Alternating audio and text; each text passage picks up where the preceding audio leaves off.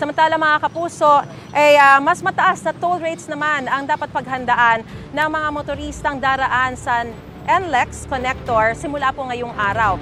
Kaugnay sa detalye niyan ay may unang balita live mula sa Maynila, si EJ Gomez. Magandang umaga, EJ.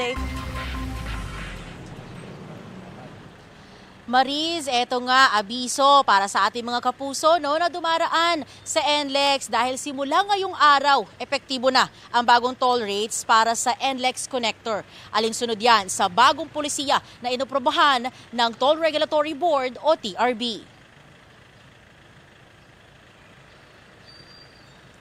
Sa ilalim ng aprobadong toll rate, ang mga motorista na gumagamit ng Class 1 vehicles tulad ng mga kotse at SUV ay magbabayad na ng 119 pesos mula 86 pesos. Habang ang mga bus at maliliit na truck o Class 2 vehicles ay sisingilin na ng 299 pesos mula sa 215 pesos. Ang mga malalaking truck naman o Class 3 vehicles ay magbabayad na ng 418 pesos mula sa singil na 302 pesos. Ayon sa pamunuan ng NLEX, ang toll hike ay bahagi ng staggered approach na nagsimula noong 2023 matapos buksan ng seksyon ng Caloocan hanggang Espanya. Halos isang taon daw pinakinabangan ng mga motorista ang discounted rates sa kabila ng pagpapalawig ng expressway mula Espanya hanggang Magsaysay Boulevard noong Oktubre 2023. Ayon pa sa NLEX Management, ipapatupad ang full rates adjustment sa panahong makumpleto ang konstruksyon ng NLEX Connector Project.